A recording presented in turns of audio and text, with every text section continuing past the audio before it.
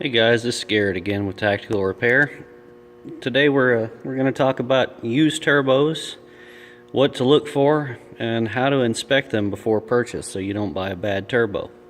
Now, what we have here is a standard D turbo, or what's referred to as a D turbo. It's more durable than the other Whistler or C turbo by quite a bit. They're both very common on these trucks. There are a couple of other types that they use, but we're not going to go into those today. I'm just going to show you what to look for when buying a used turbo. So, probably the most important and the first thing you should check on any used turbo you're looking at purchasing is, flip it over, and you're looking at the impeller, the condition of it. Let's get a little extra light here just to help you guys out, explain a little better what I'm telling you. What you want to look for is on the edges of those vanes closest to the housing wall. You want to look for any jagged edges, any deformations, any nicks, anything like that. If it's anything other than a smooth surface, it's really not helping, is it? That's what you're looking for. Now there is some dust in here, but that's easily cleaned out with some compressed air. You're looking for good condition on the edge of the vanes and on the leading edges on top of the vanes. This area right here on each one. You don't want wear, you don't want any nicks. If all that looks good, the other thing you want to check for is play in and out and play up and down. A little bit of in and out play is fine. You're going to have that with almost any used turbo and even a lot of new ones. What you don't want is if you push on this and you try to spin it and it won't move or it's contacting the wall of the housing, don't buy that turbo, because there's a good chance that your impeller is damaged. Not only here, but inside. There's a lot more vanes that you can't see inside of this housing. You'll be throwing your money away if you buy that.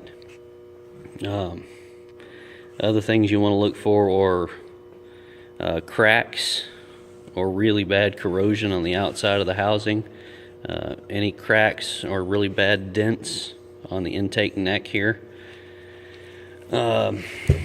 Same thing up here on the exit of the turbine housing. You don't want any cracks up here, any broken off pieces. It's cast, so it's going to be kind of rough, but any obvious damage will be, well, of course, obvious. You want to look at right here, the fitting. This is where your oil feed line goes. I've seen a lot of these where the top thread or two will be broken off. If you have that, when you tighten the oil line down on it, the tapered fitting, it will not seal there and you'll spew oil everywhere. You want to make sure that both your bolts are there, you don't have one broken off or missing. There is a gasket that goes here, but unless this has been removed, it usually doesn't leak. Make sure all your bolts are in both sides on both housings. You don't want to be missing any bolts. Make sure that there is no damage to the center section, the bearing housing on either side. You want to look at your oil drain fitting area and make sure none of these bolt holes are stripped of threads or the side of the casting is broken off. Sometimes people will cross thread them because it's kind of hard to get those bolts in when you're installing it. And you cross thread it, you can crack the housing or even completely break the housing off on one side or the other. You want to check your exhaust housing all the way around. Make sure there's no holes, that hasn't been dropped and cracked. Believe me, these turbos are kind of awkward to handle and it's easy to drop them. Same thing up here on your exhaust flange, your manifold flange. Make sure that you don't have any cracks anywhere.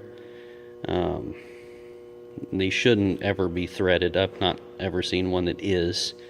But you know, make sure that nobody has drilled it out too big and where it's paper thin on the edges. Make sure it's not broken in the center web here.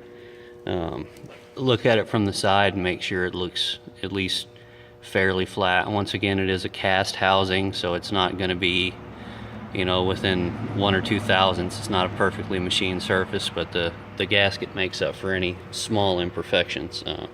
But you want to make sure somebody hasn't, you know, taken a grinder or something to it and made the whole surface lopsided to one way or the other.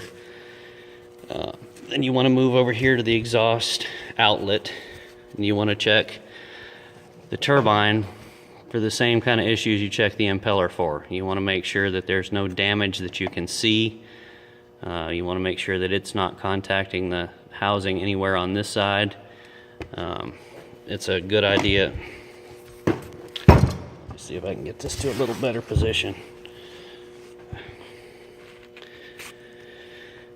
It's a good idea to give it a little spin, maybe put a little inward pressure on it. Make sure you don't feel any grittiness in the bearings. You want to look for wet oil in here and the outlet on the intake side or impeller side, however you want to put it. All of that checks out.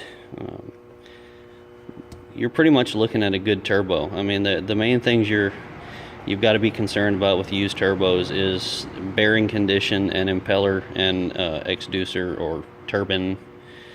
Once again, terminology, everybody calls it something different, but bearing condition and wheel condition. That's the main things you're looking for on a used turbo. $200 to $300 on a used D turbo is usually fair if it's in good shape. About the same for a Whistler. You know, used turbos can be a basket case, or they can be good. You're taking a chance anyway, even with a good thorough inspection. You just never know how they were treated, how old they are, how many miles they've got on them, really. So, oh, one more thing I forgot to mention. This housing, of course, it's cast iron. You cannot really effectively weld it or repair it, so you also need to check the edge here all the way around. Make sure it's not broken off or cracked, just like on the other side, because if you've got a broken off piece on the edge of this flange here, then you'll never get an exhaust seal, and you'll have a really bad time in the cab running down the road, because you'll be breathing a pretty good amount of fumes. Anyway, hopefully this was helpful to you guys. If you got any questions, leave them in the comments below and I'll do my best to answer them. If you would, if you haven't already, please like and subscribe. I appreciate it, and it helps me out. And keep looking, because I'm going to make a few more upcoming videos here that I'm sure you guys will enjoy. Thank you.